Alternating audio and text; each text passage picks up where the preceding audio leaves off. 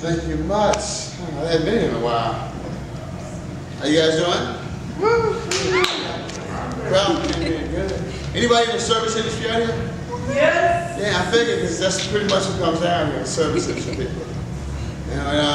I'm in the service industry. It's weird. I've been in the service industry for about 20 years. And the weirdest people that I know work in the service industry. Yeah. If you think about it. Like I used to work with this one woman long time ago. She was like, I don't know, 85, 120 years old. And she would like rub on people. Like the coworker, she was just rub on, and you don't want to tell on her because she's old and she got to pay for her medicine, so you don't want to tell her, you know. And you know how it feels when an old woman like that rubs up on you? It feels dirty. Especially if you get thinking hard. It feels real dirty then. I know I felt dirty when it happened to me. I don't know. But I say I got a lot of weird coworkers. I had this one coworker who, she always says, Will, how come you never talk about this on stage when you go on stage? I'm like, you remember I talked about that crazy bitch I work with? That was you! But you can't say that. You can't say that to people, you know. I worked for bartending for weddings. I was at one wedding I bartended for. And it was an odd situation. It was a Jewish wedding. It was all white people there. And there was one black woman there. And she had that Michael Jackson disease. No, she wasn't a pedophile. It was a skin disease. She had skin disease. She had the vitiligo. I said to the bitch, one black person in the room and she turned white. That's kind of fucked up. Like I said, I've seen a lot of different weird travel, and I've seen weird hotels I've been to, you know, traveling. I just did a two-man comedy tour with KJ. You guys know KJ the comedian? Comes out here all the time. I was with him, and we went to Omaha. And we went to Omaha and our first stop. And we went to a place that was really, really nice. It was just about not as good as here, actually. It was a smaller crowd. But we went to Omaha, and I'm sitting with him and his father. They tell me about Omaha. And the crew to the crew to the TV show Cops went to Omaha. And the boom mic operator got shot and killed. Yeah, which is you're on a show called Cops with a bunch of cops. And it's all being recorded, and you get shot and killed. That's a fucked up shit. So, you know what I'm saying? So when we leaving Omaha, when is this shit stopping? You know, so we left Omaha, we went to North Carolina, and we got pulled over. And every time I tell that story, we got pulled over, KJ say, you got pulled over. You was driving, I was just in the car. Which, I don't know why he says that, because he's black, you know, so we were in North Carolina, and he's 3 shades darker than me. We were both going to jail, you know. There's no question about that. So I'm sitting on the side of the road with the cop, and I'm talking to the cop, and this actually happened like a few weeks ago. And he says, he's writing, and I said, you know, he says, so what are you out here doing? I said, well, I'm traveling, you know, me and my friend, we're traveling the road. He says, you know any jokes? I said, I don't know, are you writing a ticket? Because I can't be entertaining you if you write a ticket. That's not intelligent, you know. Can't do that.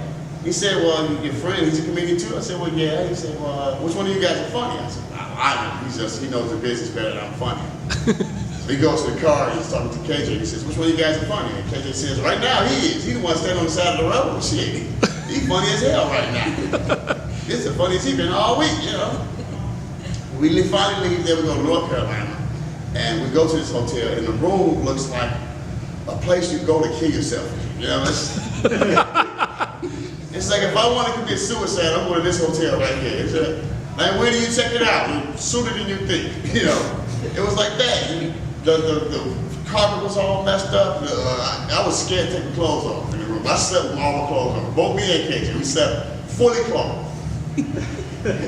They had a pull-out bed. We had one couch and one bed. So the pull-out couch bed, whatever it was, and no sheets, no covers, anything. So I went down to the office. I said, listen, I need some sheets and covers. Because it was like right down the hall, because it was a small ass hotel. And he said, well, housekeeping is closed, so I can't give you the sheets or covers. I said, well, I mean, there's only like 6 rooms sold. All these rooms are empty. Give me some of those sheets and covers. What the fuck are you doing? And he's like, well, we can't do that. So I was pissed off and went back to the room, the fucked up room. And I'm outside mad. I'm smoking a cigarette because I'm pissed off. And sure enough, a meth head comes up to me. Because this had to be that part of North Carolina. Because she looked like she came from under the trailer park. What she looked like. Like she had 3 teeth in her mouth. She was trying to hold them in. So she had her mouth all closed in. And she's like, what you doing? And I was like, I'm avoiding meth heads. So she's like, you want to spend some time? I said, no, I'm going to call my wife right now. You know, so I called my wife. I was like, honey, there's a meth head out here bobbing me. You know, she want to talk to you. So she left. She wouldn't stay around. So it was a weird trip, though. You know, we finally left and we went back down to Georgia. So it was just back and forth in the trip. And Georgia was weird because we went to Atlanta and I'd never been to Atlanta, and I'd certainly never been to any bad parts of Atlanta. Don't do that. That's not a good idea. Because we went at 1 o'clock in the morning, we pulled into Atlanta, and I said, well, I'm gonna go grab some beer and something to eat. The guy said, no, you're not that hungry and you're not that thirsty.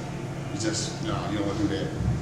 I said, well, I'll just go walk around and see. He said, no, you don't want to just stay your ass in your room until daylight. I said, y'all got vampires? What the fuck is going on? This is not the time to be wandering around before sun come up. Just listen to me on that. So I was pissed off about that. I couldn't go out. I'm sitting with KJ. We never just got to sit and just chill in the room. So he fall asleep. He's a light sleep. It's pissing me off. It's everything wakes him up. The TV, you got to turn it all the way down. The radio's all the way down. You think it's too loud. Everything's too loud for his ass. Except for the farts he passed around all night. He sneak through that. I don't know how he don't hear that at all. But everything else he hears. And in the morning, the woman comes and she's cleaning the room outside the hotel. Because it's, first floor, she's cleaning the windows. And he said, what's that squeaky noise? What is that? What is that? I was like, the lady is outside cleaning the windows. Man, tell her stop. So I go out there. She speaks no English. Well, except for 3 words. So I say, listen, I clean windows. All right, I'm sorry. Go back in. So I went back in. I said, she cleaning the windows, man. I said, He said, man, what you just tell him? Just wait till later. I said, all right, I tried. Listen, I clean windows. I said, all right. It's like, I ain't messing with her no more. I was pissed too. It was a rough night, We finally got it and went to Chicago. Now I'm happy. I'm in my hometown. We're in Chicago. And we go to all the different clubs, we have all the different fun, and we enjoyed ourselves when we came back to Minnesota. And we were supposed to go back to Omaha to do a show. But the lady, I'm not gonna say the club she was at, but when we came in the first time, when the trip started, we said, well, we'll come back next, later this week. And she said, we'll come back Sunday and do a show. She said, but before she said all this, when we first walked in, she said, well, Urban Night is once a month. So it was understood to me right there, we wasn't going on. But KJ fought for it. He still want to talk to him, want to sit around and meet and all that. And I was like, dude, she already told us, nigga night is once a month. It's not happening. So I just want to come and share the story with you guys. I didn't get a chance to tell anybody about my story out the road trip and how much fun it was. And KJ's going to tell a whole different story from his side. And he probably won't even mention the whole fart thing, but that's okay. That's cool. And the weird thing is KJ's he's healthy. He's like, I'm not that healthy. I'm not in bad shape, but I'm not running nowhere unless somebody's coming after me. But he wakes up early in the morning, before he hit the road, at 5 in the morning. He's going for a run around golf courses. And I'm sitting there drinking a beer watching him. It's 5 in the morning. He's like, you don't want to run? I said, hell no. Finish my beer, you got the first leg of the drive. Take me a power nap or a blackout, whatever. So when you see him, tell him great for being healthy, and we've had a ball on the trip. Enjoy the night. Thank you for having me.